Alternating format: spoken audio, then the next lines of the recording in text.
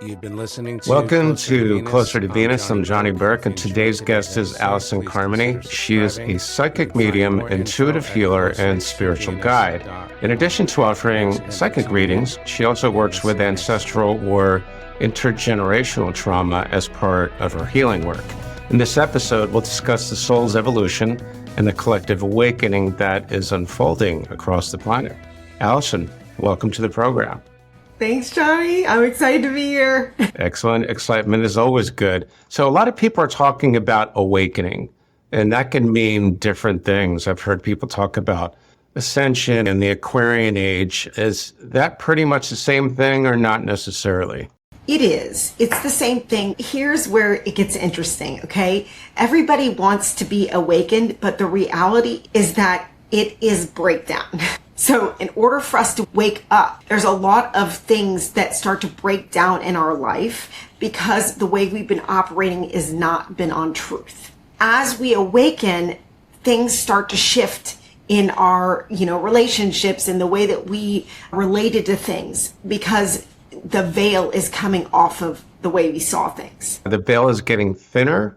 So there's a veil there that kind of keeps us from seeing everything. If we saw everything, we would be shocked about what is actually happening on an energetic level, on an interdimensional galactic level, right? So it's like there's a veil there and doesn't allow us to see everything all at once. But as people start to awaken through past the five senses, right? So in this physical world, it's ruled by the five senses.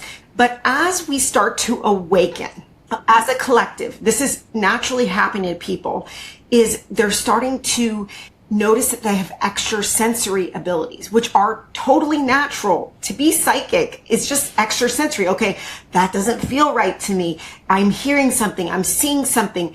All of those things are intuition, gut feelings, but we have been taught that those are bad and to discount those and override with the mind. Right? And so what's happening is that veil is lifting from us to be more tapped in on an energetic level as to what's happening. So it seems like the veil is there for the sake of, at least in part, of our own sanity, because if we saw everything that was happening, our mind would maybe explode. Yeah. And so it's also like the perception. So as a society locked into the matrix, we have a certain perception of reality, right? And that perception has been like drilled into us. This is how you see things or whatever. But as we all agree on something collectively, then that's the perception. And so what's happening is as more people awaken on the planet, it's like the tipping point is like only 1% of the population awakening. And when it starts to happen, everyone's going to be starting to awaken at a rapid rate. And this awakening is being brought on by the planet Earth. Okay, so the planet Earth has a certain vibrational frequency, and it's called the Schumann resonance. And we are connected with the Earth. So as the vibration starts to rise on the planet, we're rising in vibration. What's happening is our bodies are carbon based in the matrix. And what's happening is as the planet and the vibrations raising, some of us are having a lot of health issues, health things that are coming up because it requires a higher vibration to be on the planet during a time of awakening. So a lot of people are leaving the planet now. Souls are leaving the planet that cannot handle the higher vibrational frequencies. And the ones that haven't aligned to that higher vibrational frequency are having a lot of breakdown happening in their life right now. Can that at least partially explain the chaos that we're seeing around the world, especially here in the States and in other areas as well? Yeah. So everything goes through a cycle. And so there was this book written called The Fourth Turning. And they didn't mention any astrology in the book. They talked about it in cycles, but I think the guy was an astrologer, but he somehow wrote it talking about cycles. But basically what I believe part of this awakening is the cycle is what they've called in this book, the fourth turning, which is a cycle of destruction. Okay. Now that sounds negative, but think about it as in terms of yourself. Like if I'm going to change, I'm going to have to destruct like a habit and create something new, a new habit to replace something. And that's what I see is like systems are breaking down. All the institutions, everything is breaking down so that it can be renewed. And the next cycle is a cycle of new beginnings. So then we'll start again in a new cycle. Now, when you talk about the awakening and how it accelerates that effect pretty much across the enterprise, right? Would that explain what some people call the medium explosion, or is that something completely different? I've never heard about that. What is There's that? a book called The Medium Explosion by Robert Ginsburg. He is the founder of the Forever Family Foundation, which, among other things, actually certifies mediums. I just thought that, from what I've heard from other speakers, is that the awakening has to do with an acceleration of intuitive powers that you just mentioned a moment ago. Yeah, definitely. There's an acceleration, and even scientists have talked about this. Time is speeding up. And we're experiencing that. And I feel like our nervous systems are overstimulated because time is speeding up so much. But this is the thing about an awakening. People think it's like, oh, this is such a great thing to be awakened. But what it means is that you're more accountable and responsible for things. So it's like, oh, cutting off the driver before. It's like, okay, I was unconscious, so it doesn't matter. But when you become more conscious, you realize that you are in charge of your energy and what you do has an impact. But you get to see more of that impact when you're more conscious, right? But when you're unconscious, you don't see that feedback loop. Okay, if you're just gliding through life, just blissfully, you kind of miss a lot of things, it sounds like. Yeah, and how I see this awakening for everybody listening is there is vibrational frequencies. Okay, and every emotion, every thought has a vibrational frequency that when we think it or feel it, it sends it out in waves of vibration, right? And so if you think of a low vibration, it's like negativity, hate, self-criticism, whatever it is, all the lower vibrational states, those thoughts keep us looping, right? And that's how I feel like the matrix is set up, is to keep people in a lower vibrational state in survival emotionally and physically, right? And so we have to rise up to that higher frequency to start to access the peace, the love, the authenticity, which is the highest vibrational frequency, to escape this lower bandwidth. Okay, so you mentioned the matrix, along with lower frequencies. It seems like we're being trapped in a certain bandwidth. So what exactly is the matrix? So the matrix is just a set up of a program, a system, right? So everything in society is set up to keep people at a certain level, okay? And that's completely fine till you wake up and you want something more, right? Then that requires you to start to move to a higher frequency to break free from the programming. Programming is, I'm not enough. I won't be loved. And it's all based on, when we're born, like even before we're born, it's all a program. Everything is to program us to believe and think a certain way. That's completely fine when you're stuck and locked in the matrix. But once you start questioning your reality, you start wanting something more, is the starting of the awakening, because that's when you start to break free from the programming and the conditioning. Does that have anything to do with the deep state? Who is responsible for the programming? So I feel like we have the government and then we have the shadow government, which is, you can call the deep state, whatever you want to call it. Our government does not make the decisions. It's made by the big businesses and the organizations that are funding, and who's in charge of those that fund those to make the choices about our food, about our water, about our environment. And those very crucial choices determine whether or not our bodies are toxic enough to have the capacity to rise in consciousness. In your work as a medium, how exactly did you discover this? How did that happen for you? So, first of all, I have had an obsession since I was 19. I had a health issue and I was supposed to be put on medication for my whole life, like steroids, anti-inflammatories. that I went to a nutrition school to study and learned and got off the medication, right? And it started my journey to studying consciousness, nutrition, education, to higher consciousness. That started from an early age. So I had already been studying that for about 35 years. And then I was doing coaching, right? So just regular personal and business coaching. And one day I was working with a lady going through an emotional issue. And I was like, somebody's here. I was like, I literally saw somebody here, but it was kind of like the movie Ghost. It's like, an outline of this person. And I'm like, she's got a hat on, a purple dress, and she's got pearl earrings. She's like, that's my Aunt Pearl. I'm like, what? I'm like, oh my God, now there's somebody else here. And they're arguing about money. She's like, oh, that's my Aunt Pearl, my mom. They always argued about money. And this was my first introduction to spirit. And I'm like, this is just too weird.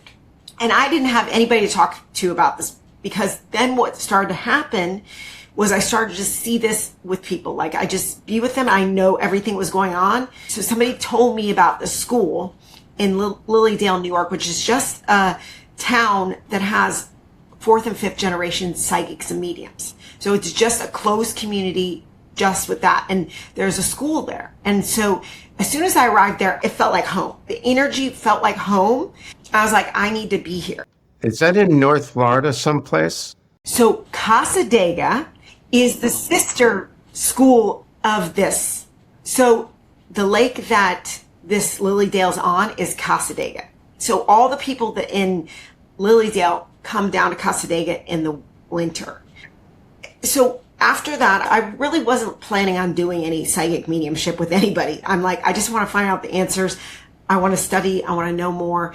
And so as soon as I started to do it, I loved doing it. And I still hadn't come out of the closet with it. Even after I had went to school for 2 years, I'm like, I don't see myself doing this. But if you're on a soul's mission, what happens is like the hero's journey, you keep getting called back to it. And that's kind of how I got into it. I've heard that before. It seems that it actually chooses you rather than you choose mediumship. Experiencers like yourself have told me the same thing. I didn't want it. I didn't wish for it. It was just there. Let's talk about your work. Can you give us some examples of, let's say, evidential mediumship in your readings? So this is the thing, is I'm super skeptical. Okay. And I have had a hard time believing things and trusting my own intuition. I feel like the reason why I was brought to this journey and with the evidential mediumship is so that I could learn to trust myself. And that's really what it was about. Why I like doing evidential mediumship rather than talking to saying, oh, an angel or an intergalactic being, is because I say evidence that the person can confirm.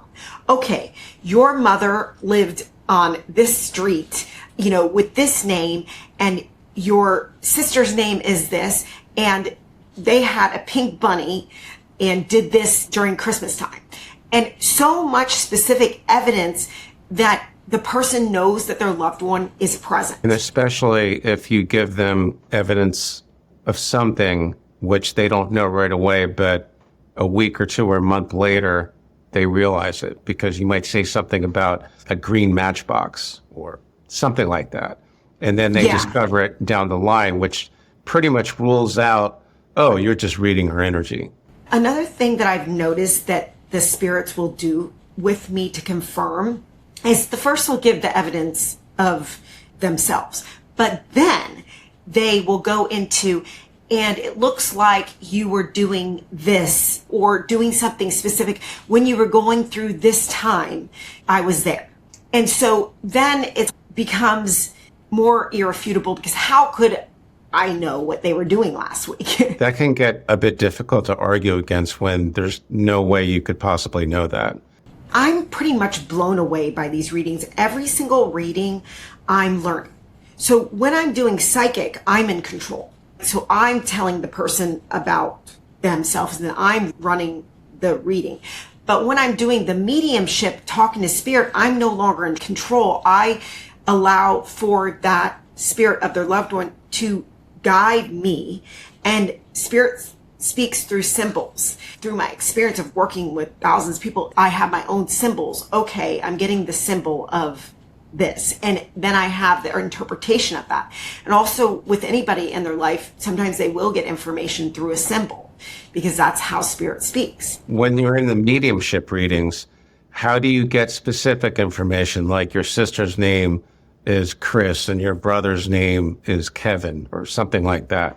What happens over time with anybody that's developing these psychic abilities is that a lot of times these things come online, not necessarily all at the same time, but say like my vision is the strongest, right? And then I'll have the knowing, which is another one that comes online for people, which is the feeling, and then the hearing. If it's a name, I'll hear. If their last name was pineapple or something, then they'll give me like a pineapple. Like I had this one where I said, oh, I'm seeing a lucky cat. I said, you know, when you go to the Chinese restaurants, that thing that is like lucky thing, and like that was our cat's name, but I didn't know it was their cat. Sometimes it's a way that they give me something that I'll say, but I don't know why I'm saying it. Okay, yeah, that's pretty consistent with what I've heard too. Do you ever get information about a sitter right before the reading? Yes. It's so crazy. This is when I started to get freaked out in so many instances, but this is just one example. One day I put on this turtleneck, okay, to do my reading. And I do not like turtlenecks, but I just grabbed it out of my closet. Okay. As soon as I got to the reading, the two people that came through were wearing turtlenecks. Okay. The two family members were wearing turtlenecks. So that spirit influenced me. Another time, like, I feel like I need to go for a jog. And it's like, okay, this person was a marathon runner. So I always receive the information before the reading. But the thing is, sometimes I'm not paying attention to it. So it just depends on what it is. Like now I'm so used to it that I don't pay attention to it. But in the beginning, I was like, wow, this is crazy. I've been told by mediums that when someone comes to see you, and they've had a recent passing, they lost a family member or a friend, that can actually get in the way of you doing the reading because the sitter is just so immersed in grief. Does it make it more difficult? Yeah, it's very emotional for them. The emotion when the person's passed is a lot. But this is what is interesting is I really don't get a lot of people in grief. Who comes to me are the people that vibrate to come to me, right? So I really don't get a lot of people for mediumship as much as I'm getting the person for transformation. And how I work is if I've got somebody with grief, I'm just having to deal with what is going on with them to have closure. So in the beginning, when I wasn't clear about what I was doing, it's like I got a lot of those people and I was like, I don't really want to work with that person. I'm really looking to transform this person that's sitting in front of me. If I only have 30 minutes, like I want to work with them to help them, to guide them with what's going on in their life. And so now I'm getting people that are going through whatever they're going through in their life. And I use psychic and mediumship as a tool to help them transform their identity, transform what's going on and help them with blocks going on. So I use the people that have passed through helping to resolve generational trauma and cycles that have played in the lineage line. Generational trauma. I recently had someone on the podcast that talked about places in Poland from World War II where the vibes of the people that have passed was so heavy, it almost made her sick. Is there a coincidence why it's happening now or not necessarily? So generational trauma has always been a thing, but the thing is, we're the first generation that is the people that can work on ourselves. It's like our parents' generation, they were in survival. They were literally in physical survival, right? There's this movie out there called Heal. Okay, you can watch it on Gaia or Netflix or whatever. And they took these rats and they had them smell these cherry blossom flowers and then they would shock them and they'd go into the stress response. The next generation of the rats, they just had them smell the cherry blossoms and they went into the stress response automatically, which shows that generational trauma is passed on. Does it have anything to do with this generation being a little bit farther along on the intuitive track? Yes. So this is what I'm seeing is the younger generations that are coming in and stuff. they're here to break cycles. Cycles are, whenever I sit with someone, I see a thread that comes through every single person's life. I'm like, in the family line, I'm like, okay, addictions played, hatred's played, betrayal, like all these different things that have played. And because of that, it looks different circumstances, different situation playing in mom's life and grandma's life than what's playing for that current person. This generation trauma has been playing. They've all been addicted. The possibility to break is the moment that the person says, hey, is this right? Should I be doing these drugs and alcohol? Should I be overeating? Should I be doing these things? That is the cycle breaker. Why? Because if you're still continuing the cycle and you're not questioning the cycle, you're not here to break the cycle. Then it'll probably just be passed down to your lineage, and your kids or whoever's next is going to have to break that cycle.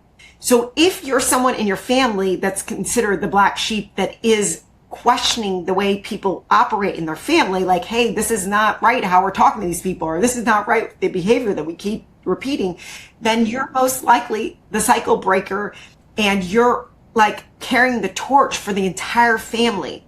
And when you do that, that means that you're healing 7 generations in the past and 7 generations in the future. That's what science says. That would be considered a light worker, wouldn't it? Yep. So what you do is using your mediumship and your psychic ability more for healing than it is for helping those that are still grieving, which is an important function. And some people are very good at that. Yeah. But it's also draining, isn't it? I could see how that be draining. But my thing is that I am here to awaken souls.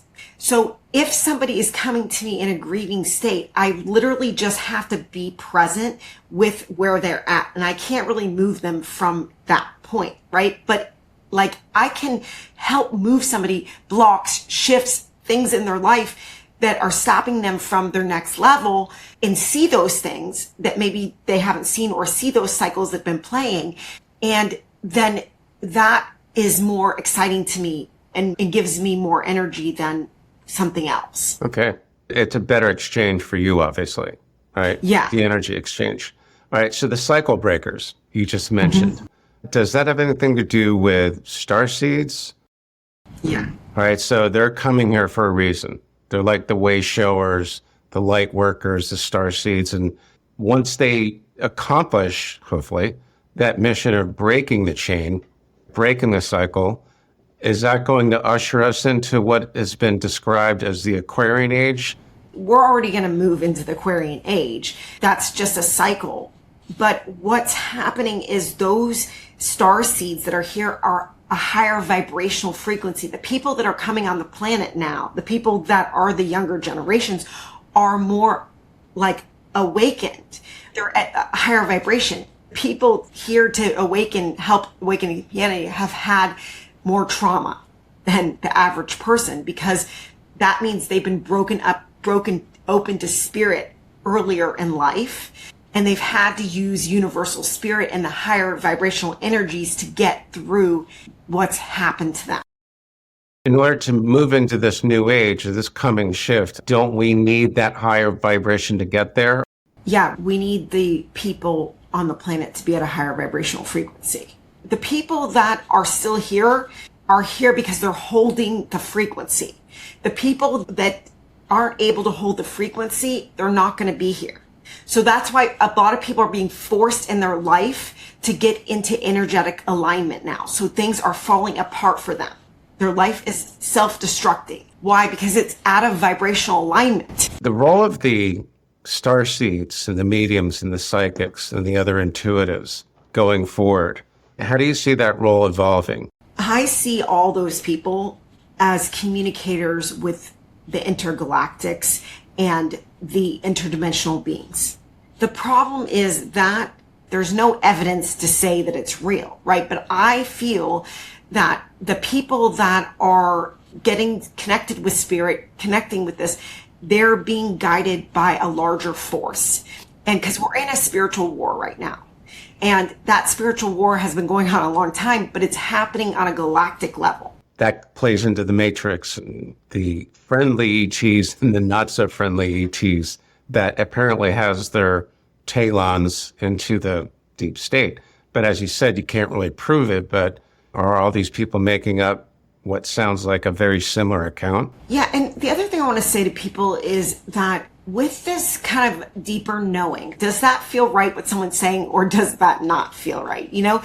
But it's a lot of times telepathic communication, right? So if I'm getting information about the earth or something happening, it's telepathic communication. So it comes in through my voice. It's not like being's voice. This information is going to come in through a knowing or your own voice. That's how people are receiving information. So something tells me the next few years are going to be very interesting, according to what we all keep hearing. We're not going to go into that tonight, but who knows, that might be a part two. Is there anything else we need to know, at least for tonight? So I do want to talk about Project Looking Glass. Have you heard about that? No.